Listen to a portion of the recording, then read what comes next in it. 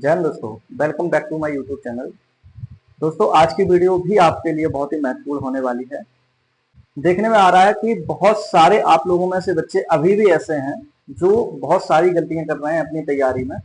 और वो क्या गलतियां कर रहे हैं ये आज की वीडियो के माध्यम से आप लोगों को बताऊंगा, और आपको इन लास्ट 15 दिनों में क्या स्ट्रेटेजी अपनानी है और मेरा क्या एक्सपीरियंस था, इस वीडियो के माध्यम से आपको साझा करूंगा।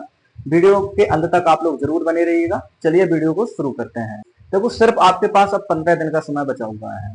इसमें कुछ ऐसी स्ट्रेटेजी आपको अपनानी है जिससे कि हम अपने अच्छे से अच्छे स्कोर तक पहुंच सकें।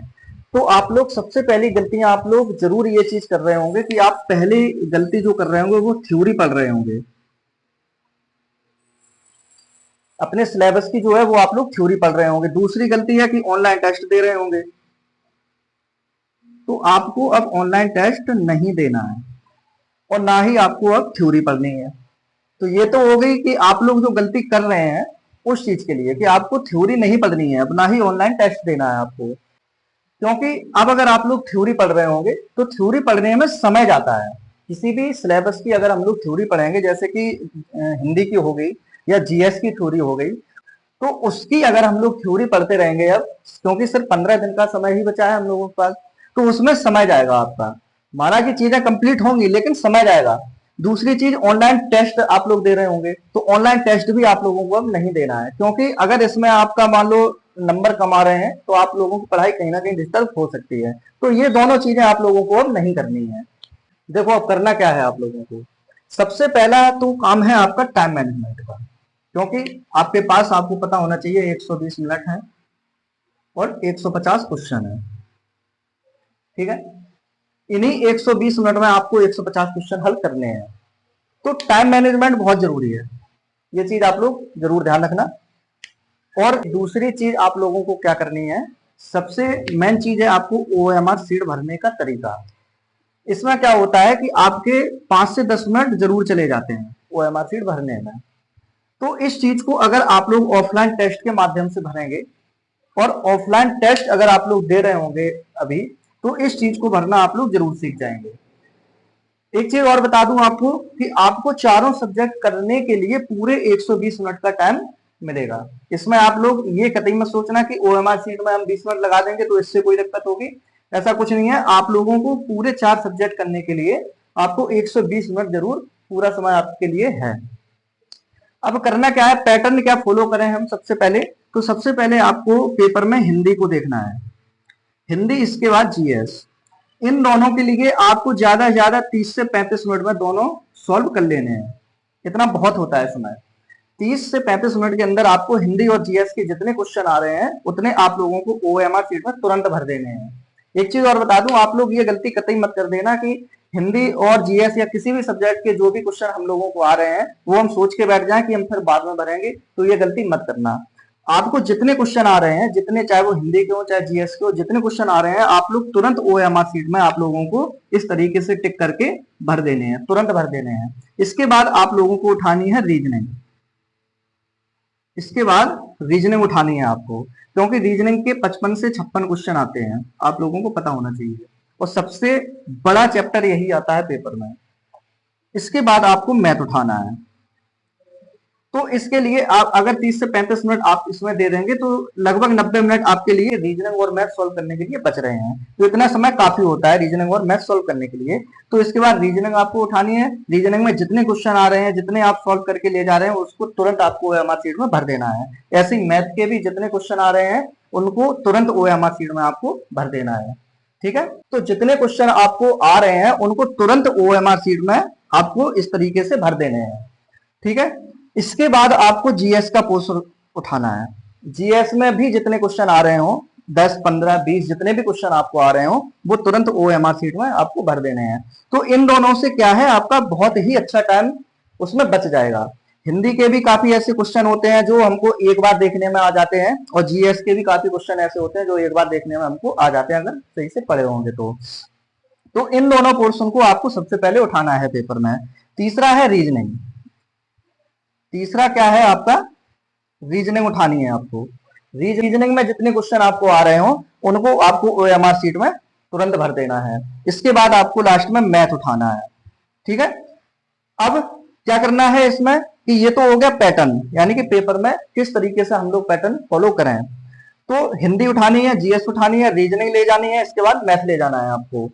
इन दोनों में आप लोग इधर उधर कर सकते हैं, कोई दिक्कत नहीं है, क्योंकि कुछ क्वेश्चन आपके रीजनिंग और कुछ क्वेश्चन मैथ के बराबर आते हैं, तो उनमें आप लोग देख सकते हैं कि क्या हमको सॉल्व करना है क्या नहीं करना है, तो उन्हें अपने हिसाब से आप लोग ओएमआर शीट में जरूर भर देने हैं।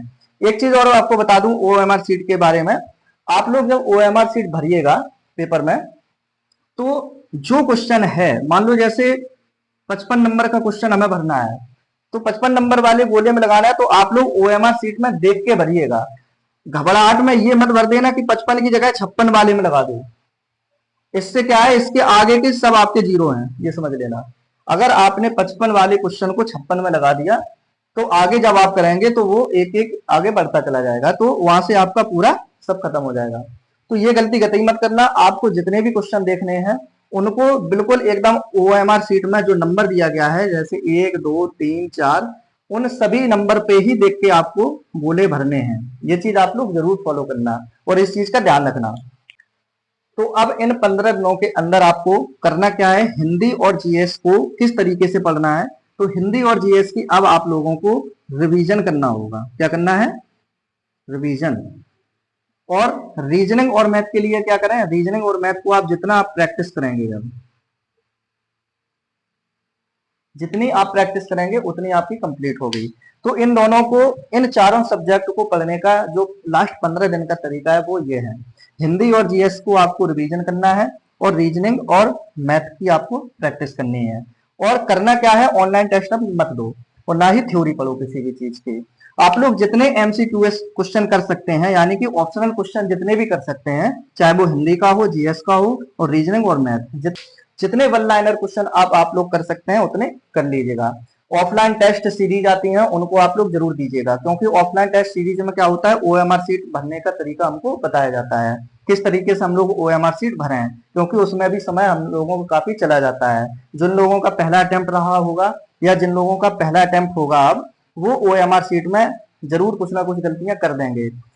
तो इन सब चीजों को आप लोग विशेष कर ध्यान रखना कि ओएमआर शीट हमें कैसे भरनी है, उसमें टाइम मैनेजमेंट कैसे करना है हमको, और 120 मिनट में 150 क्वेश्चन हमको कैसे करने हैं। ये चीज आप लोग ऑफलाइन टेस्ट देके ही पता कर सकते हैं कि 120 मिनट में हम लोग 150 क्वेश्चन कैसे पहुंच रहे हैं उस चीज पे, क्योंकि ऑफलाइन टेस्ट में जितना पैटर्न है और जितना समय है उसी हिसाब से आपका, उसी लेवल के हिसाब से आपके क्वेश्चन रखे जाएंगे और वही समय दिया जाएगा आपको। तो 120 मिनट में आप लोग अपने आप को इन 15 दिनों में आंक लीजिएगा अच्छी तरह से कि 150 क्वेश्चन 120 मिनट में हम लोग पहुंच रहे हैं कि नहीं पहुंच रहे हैं। तो ये चीज हो गई आज की आपकी स्ट्रेटेजी कि आपको लास्ट 15 दिनों में क्या करना है। यही जहां तक मैंने फॉलो किया था अपने पेपर में, क्योंकि सबके लिए वही समय होता है कि 15 दिन मेरे लिए भी बचे रहे होंगे, तो मैंने भी इन्हीं सब चीजों को फॉलो किया था और कहीं ना कहीं एक अच्छा स्कोर मैंने भी अपना क्रिएट किया था पेपर में। तो ये चीजें हैं आप लोगों को जरूर फॉलो करनी है कि टाइम मैनेजमेंट का जरूर ध्यान रखना है। ऑफलाइन टेस्ट जितना हो सके अपना आप लोग दीजिएगा, ऑनलाइन टेस्ट बिल्कुल मत दीजिएगा, ना ही थ्योरी पढ़नी है आपको। और पैटर्न क्या है इस चीज को आप लोग जरूर फॉलो करिएगा। एक चीज और बता दूं आप लोगों को कि जल्दबाजी कतई मत करिएगा पेपर के अंदर, कि नहीं आप ये सोचो कि अरे अब तो जल्दी जल्दी मुझे क्वेश्चन आ रहे हैं तो जल्दी जल्दी जल्दी जल्दी लगाते चले जाए। तो इन्हीं जल्दबाजी के चक्कर में ये चीज गड़बड़ होती है हमारी ओएमआर शीट वाली, कि पहले मान लो जैसे बीच में पहुंच गए, मान लो 97 नंबर का क्वेश्चन हमने किया, 97 नंबर की जगह पे हमने 98 नंबर में टिक कर दिया, गोला भर दिया, तो इसके बाद आपके सब गलत हो जाएंगे।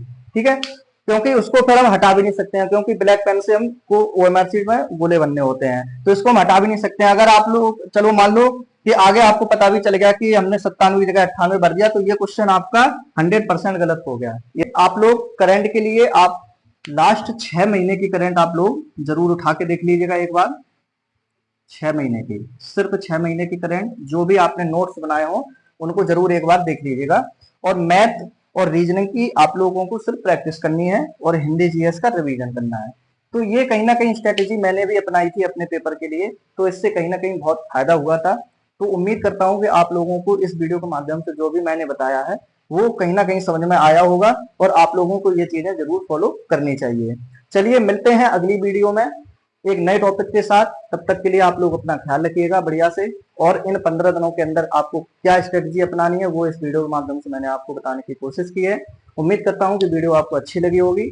तो वीडियो को शेयर कीजिएगा, लाइक कीजिएगा और कमेंट में जरूर बताइएगा कि किसके कितने नंबर अभी तक हो रहे हैं।